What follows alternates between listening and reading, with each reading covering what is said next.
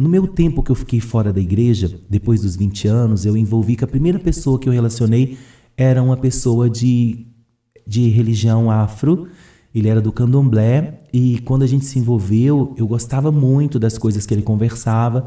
Fiquei alguns anos com ele, então ele gostava muito do candomblé. E ele falava muita coisa que eu ficava aguçado os olhos. Mas eu visitei e não me senti bem. Eu não me senti bem e afastei para sempre. Até conhecer uma família no qual eu trabalhei que me levou para Umbanda. Mas antes deles me levarem para Umbanda, e como eu já tinha dado as legalidades, né? Como eu já havia dado legalidades e abrido as portas de entradas para o ocultismo, o espiritismo, mesmo que eu ainda não estava frequentando e nem estudando, eu envolvia muito, conhecia pessoas que falavam, nossa, você é médium. Ah, é? Não, você é médium. E falava as coisas, nossa, eu sinto isso, eu vejo isso. E então aquilo fazia eu ficar cada dia mais alegre em descobrir que eu era médium. Num grau de carência muito grande, eu conheci uma moça que me levou uma cartomante. E essa moça tirou umas cartas para mim. Eu lembro que ela passou um pouco de raiva comigo, porque tudo que ela abria e colocava na mesa, ela falava uma coisa, eu olhava, mas essa carta não tem nada a ver com o que você está falando. Não, mas eu sei que é isso, isso, isso. Eu perguntei, eu vou casar com essa pessoa? Vai casar com essa pessoa, ela te ama demais. Ela te ama muito, ela é louca com você. Nossa, totalmente louca, né? Aí um dia ela me mostrou que eu iria fazer uma viagem. Apareceu um caixão numa carta. Eu falei assim, mas eu vou morrer, porque a carta está mostrando que é um caixão, então eu vou morrer, ela não é novidade. Eu falei, morte, de onde que morte é novidade?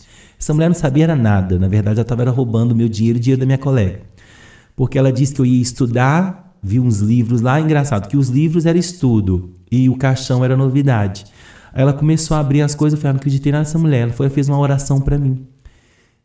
Uma reza, né? Na hora dela fazer essa reza para mim, ela acho que ela lançou tanta coisa na minha vida ali, que eu saí tão dependente dessa mulher.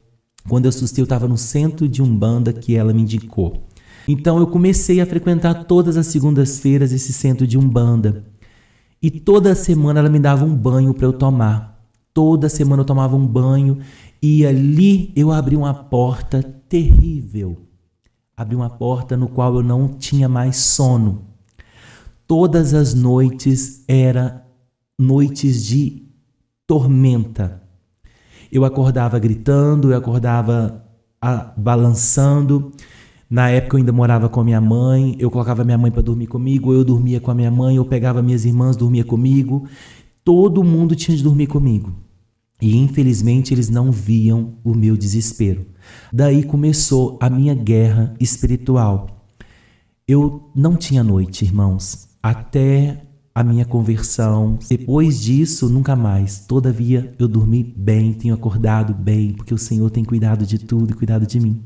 Então, eu passava essa luta tremenda, mas eu falava com ela, o que está acontecendo? Ela, não, é porque você está passando por libertação e é assim mesmo. E outra coisa que começou a me acontecer, eu andava na rua e manifestava. Às vezes eu estava atravessando a rua e de repente meu corpo parava e era uma entidade que tomava conta do meu corpo. E aquilo eu comecei a achar muito ruim, porque eu comecei a falar com ela naquele terreiro. Eu falei, eu não estou me sentindo bem assim, não estou me sentindo bem assim. Eles não estão nem aí pela sua vida. Eles não têm nem aí. Quanto mais exércitos para o inimigo eles fizerem, melhor. Se você vai viver ou morrer, isso é problema seu. Mas aconteceu um dia que eu fui visitar uma amiga minha e eu levei uns bolos para ela comer. Ela gostava muito dos bolos que eu fazia, então às vezes eu comprava e ia para casa dela. Aí ela tava tendo uma festa, e ela era de Umbanda também, e uma irmã dela do Candomblé. Estávamos numa sala somente espíritas, umbandistas e candomblecistas, e tinha um lá uma religião que eu não lembro agora, era do Santo Daime, e eu manifestei junto com todo mundo ali. Eu manifestei uma entidade que eu comecei a rir, que eu comecei a assediar os maridos, uma coisa horrível. Eu nunca fui assim, sempre fui uma pessoa muito, muito discreta e muito tranquila nisso, sempre respeitei as pessoas. E eu comecei a faltar com respeito com essas pessoas, eu não me lembrava mais, eu comecei a rir, ao ponto de uma amiga dela, a irmã dela, da dona que me convidou para a festa, fez uma oração e fez com que essa entidade fosse embora e nunca mais voltou. E eu pedi desculpa, ela entendi que a gente sabe, às vezes desce aqui mesmo, a gente está junto, bebendo, acontece isso mesmo. E nunca havia acontecido. Aí eu contei dos banhos que eu estava tomando. E ela falou comigo, aonde você está indo? Eu falei, eu estou indo no terreiro de tal pessoa. E ela falou assim, ela está alimentando espíritos e entidades em você que você não tem controle ainda para tomar.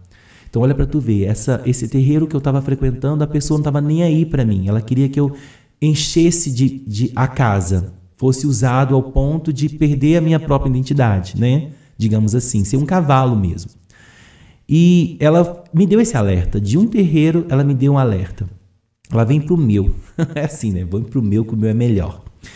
Eu falei assim, então eu vou conhecer o seu. Quando eu cheguei no dela, eu já fui recebido com palavras de baixo calão. Meu Deus eterno. Eu entrei naquele terreiro dela e as pessoas me xingavam. Entra aí, e xingavam palavrão. Seja bem-vindo, e xingavam palavrão. Eu falei, misericórdia. O que eu estou fazendo aqui? Eu chamo as pessoas de amor, chamo as pessoas de anjo, chamo as pessoas de meu bem. Custo chamá-las pelo nome, porque eu tenho uma facilidade de esquecer nome. Ou olhar para a cara da pessoa e achar que ela tem que ter aquele nome e chamar ela daquele nome. Misericórdia, meu jeito. E aqui eu estou sendo chamada assim, saí de lá com quente, 3 fervendo. Parêntese. Eu comecei a fumar depois dessa minha ida aos terreiros de Umbanda e Candomblé. Até então eu tinha pavor de cigarro, não gostava. Depois que eu comecei a ir, eu comecei a sonhar muito que eu estava fumando. Eu acordava e dormia e acordava sonhando que eu tinha fumado, estava fumando. Daí eu comecei o vício pelo cigarro, no qual eu já falei aqui no meu podcast anterior, o episódio 1, eu falo que eu fumei. Só que não era algo meu, então foi algo que veio e foi embora. Tanto que eu passava mal, meu corpo não suportava. Então, depois disso, eu fiquei com pavor dessas religiões.